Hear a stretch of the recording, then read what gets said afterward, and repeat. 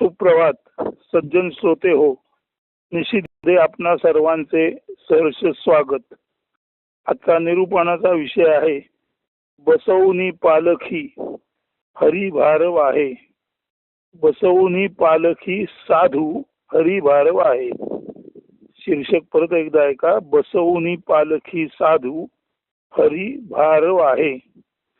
आता संस्कृत सुभाषित आहे, संतो तीतम न शोचंती भविष्यं चिंतयन्ति नो वर्तमानंच गृह्णान्ति कर्म प्राप्त मखंडितम.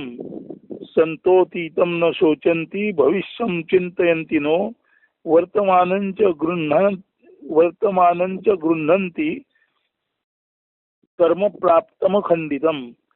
सज्जन भूतकालाविषयी शोक न करती भविष्याविषयी चिंता न करती केवळ वर्तमानी प्राप्त कर्मा अनुसरती.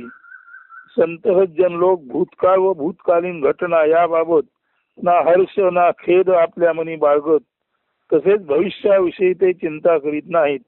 मात्र प्राप्तकाळ किंवा वर्तमान प्रसंगी ज्यावेळी यदृच्छेने जे जे कर्म समोर उभे टाकेल ते कर्म ते सहर्ष भावे कर्तव्य दक्षता पूर्ण यथास्थित पार पाडतात. याचा साधा सरळ अर्थ असा की वर्तमानात ज्याने आपले कर्तव्य कर्म सहज शांत दक्ष भावात व तेही कर्मलिप्त न होता निरपेक्ष साक्षीत्वाने व तटस्थतेने पार पाडले, त्याचे ते कर्म निःशेष होते. म्हणजे जर कर्मच अपूर्ण न राहता पूर्णत्वास गेले तर त्यातील काहीच भाग मागे उरत नाही. अशा अर्थी कर्म उभे ठाकले ते नीट पाहून त्याचे आकलन करून घेतले, म्हणजे नेमके त्याबाबत काय कसे वागले पाहिजे, त्याला प्रतिसाद कसा दिला पाहिजे समजून घेतले व योग्य प्रतिसाद देऊन कर्म त्याच्या बाबतच्या अपेक्षित प्रतिसादासह व योग्य तो प्रतिसाद देऊन कर्म त्याच्या बाबतच्या अपेक्षित प्रतिसादासह जसे उदित झाले तसे पूर्णत्वास जाऊन मावळले. म्हणजे त्यातील काही शेष अपूर्ण भाग मागे उरलाच नाही, जो पुढे मागे जाऊन भोगण्याची बिकट परिस्थिती उद्भवू शकेल. सारांश साध प्रतिसाद न्यायाने प्राप्त कर्माला तत्पर व्हावे नीट समजून घेऊन योग्य तो प्रतिसाद दिला गेला, तोही कर्मलिप्त न होता व फलाशा रहित निरपेक्षतेने, तर कर्मच निःशेष होते आणि भूत भविष्याची काळजी चिंता करण्याचे कामच उरत नाही.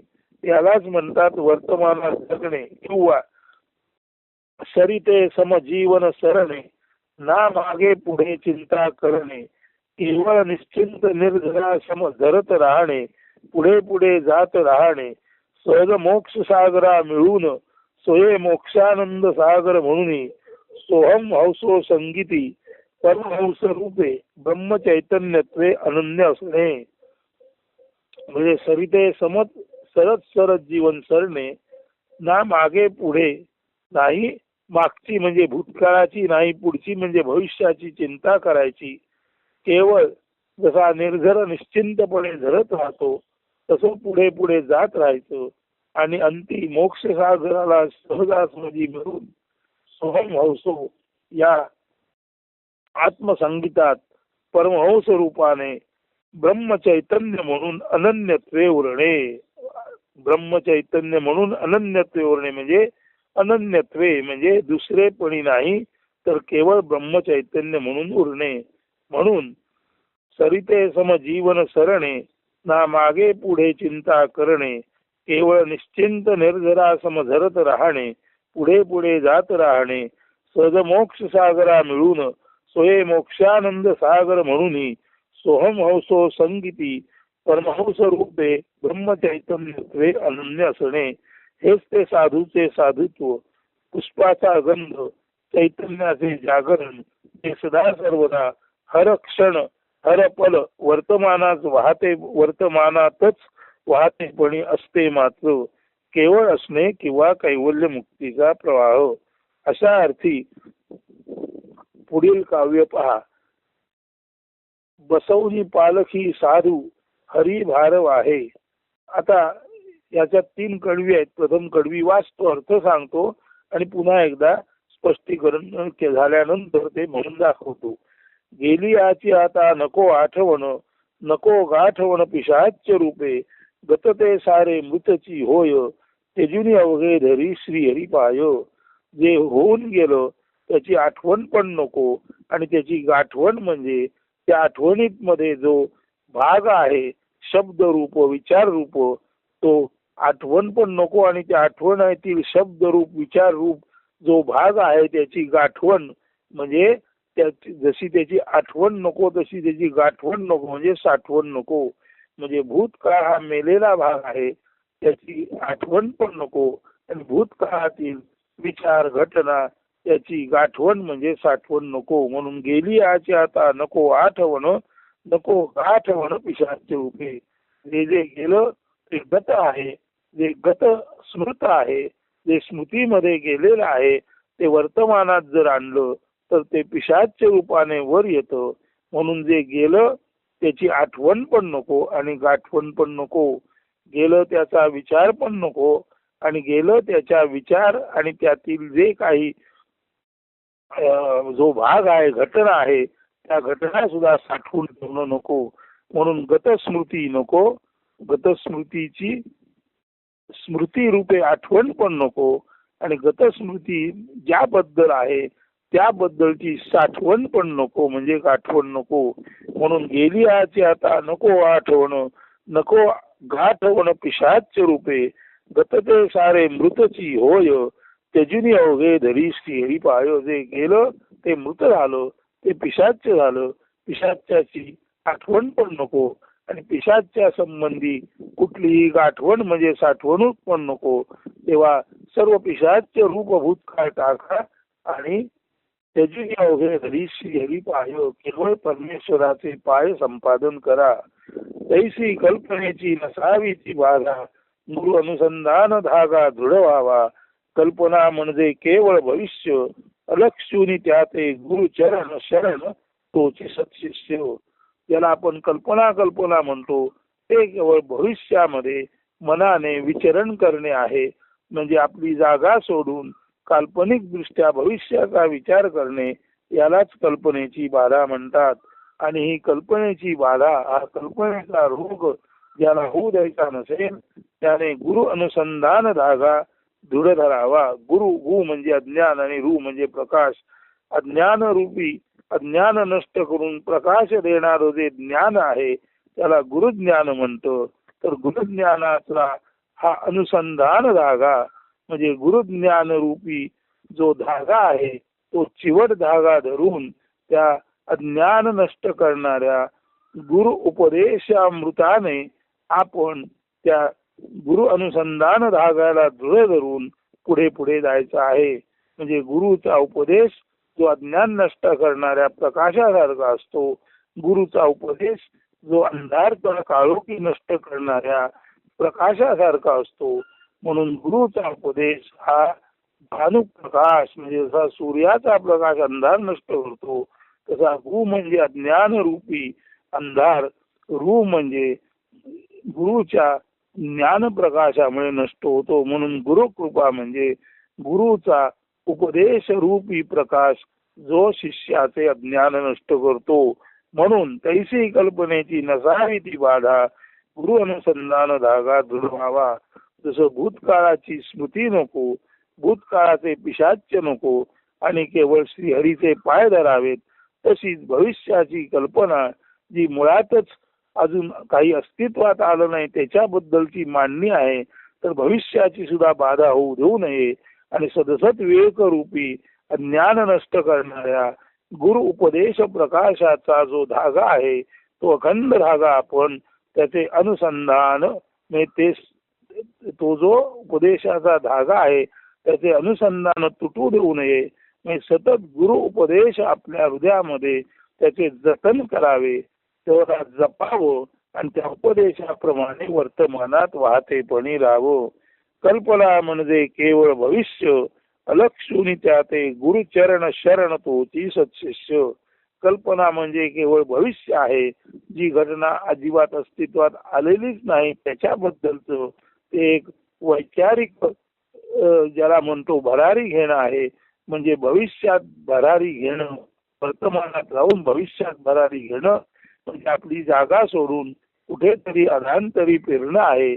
आणि भविष्यात फिरणं म्हणजे खऱ्या अर्थाने बेसलेस म्हणजे पायाशून्य वागणं आहे.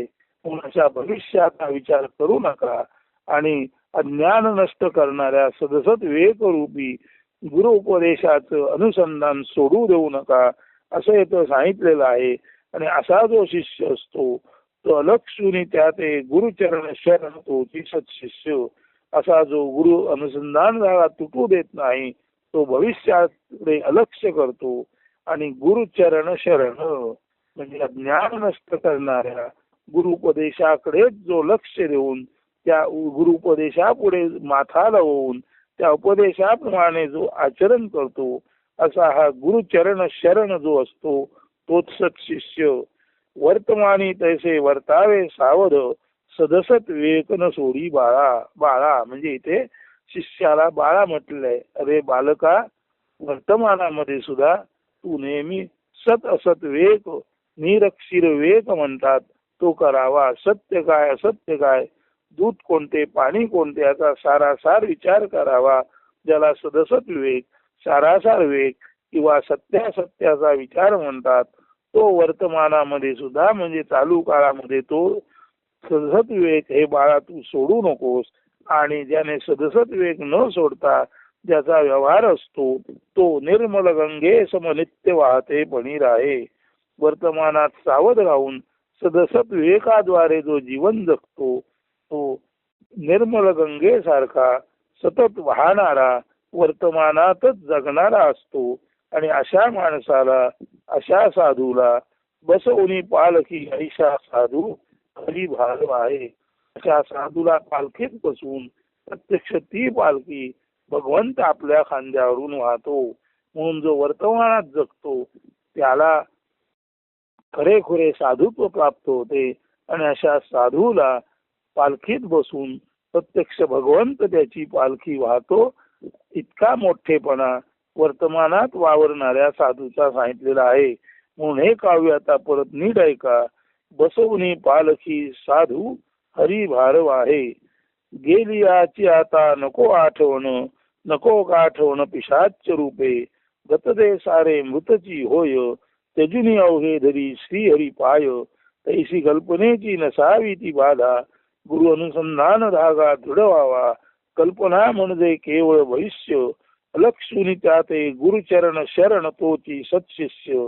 वर्तमानी तैसे वर्तावे सावध सदसत विवेक न सोडी बाळा. निर्मल गंगे समनित्य वाहते पणी राहे. बसवणी पालखी ऐशा साधू हरी भारव आहे.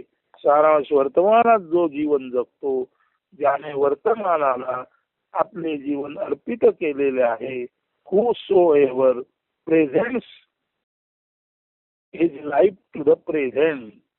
जो कोणी आपलं जीवन प्रेझेंटला प्रेझेंट करतो म्हणजे प्रेझेंट याचा एक अर्थ देणगी देणे, भेटी दाखल देणे. आणि प्रेझेंट याचा दुसरा अर्थ वर्तमान काळ. म्हणून whosoever presents his life for present. जो जो कोणी आपले आयुष्य वर्तमानाला अंधण देतो, जो जो कोणी आपले आयुष्य पूर्णपणे वर्तमानाला समर्पित करतो तो खराखुरा साधू असतो. आणि अशा वर्तमानात जो असतो तो साधू आणि त्याची संपूर्ण जबाबदारी प्रत्यक्ष परमेश्वरच स्वीकारतो.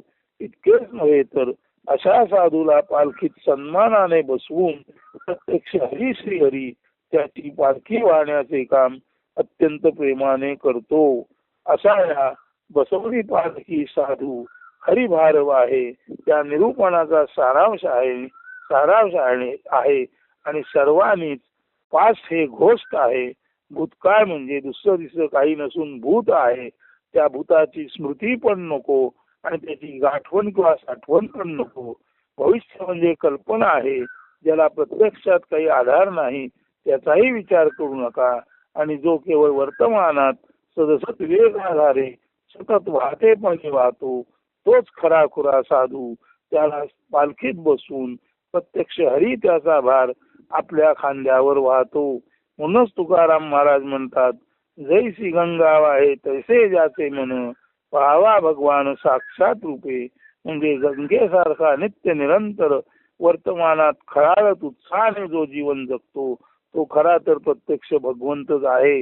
इथे आपण त्याला साधू म्हटलं आहे आणि त्या साधूची पालखी भगवंत वाहतो. अशा तऱ्हेने साधू हाच प्रत्यक्ष बघायला गेलं तर जगात देव आहे का नाही याबद्दल शंका असू शकेल, पण जगात साधू असतात, वरचे वरते जन्माला येतात आणि आपल्या साधुत्वाने ते इतका उच्च पदीचा आदर्श घालून देतात की प्रत्यक्ष भगवान सुद्धा त्या साधुत्वापुढे फिटा पडतो, खुजा पडतो. आणि साधुत्वापुढे खुजा पडलेला, फिटा पडलेला भगवानच या साधूला पालखीत घालून त्याची पालखी, साधूची पालखी आपल्या खांद्यावरून वाहतो. म्हणून देव आहे का नाही हा प्रश्न जरूर असू शकेल, परंतु देव जर असेल तर तो म्हणजे केवळ आणि केवळ पृथ्वीवरती संत महंत जे आहेत तेच खऱ्या अर्थाने दिव्यत्वाला पोचलेले, अतिभव्यतेला पोचलेले, अत्यंत उदार मनस्क, अत्यंत विश्वव्यापक, हे विश्वची माझे घर ऐसी मती ज्याची स्थिर, किंबहुना चराचर आपणची झाला, अशा अत्यंत प्रतिभेचे, अत्यंत उच्च गती आणि स्थितीचे हे साधू हेच खरेखुरे परमेश्वर आहेत. तर अशा साधूंना परमेश्वर पालखीत बसून ती पालखी वाहण्याचं सन्मानाचं कार्य स्वतः करतो आणि साधूला पालखीत बसून वाहणारा भगवंत स्वतःच कृतार्थ होतो. असा या निरूपणाचा अर्थ आहे, सारांश आहे. तेव्हा सज्जन श्रोते हो, सदसत विवेकाद्वारे केवळ आणि केवळ वर्तमानात जगण्याचा प्रयत्न करा. हा प्रयत्नच तुम्हाला तुमच्यातील साधुत्व जाणून करून तुम्हाला साधू प्रत विकसित करीन आणि जो साधू प्रत विकसित झाला त्याचा भार सर्वस्वी परमेश्वर वाहतो. याबद्दल निश्चिंत असा, याबद्दल खात्री बाळगा असे सांगून बसवणी पालखी साधू हरिभार वाहे हे निरूपण प्रस्तुत प्रसंगी येथेच संपन्न होत आहे. धन्यवाद. अस्तु. सुदिन सुप्रभात.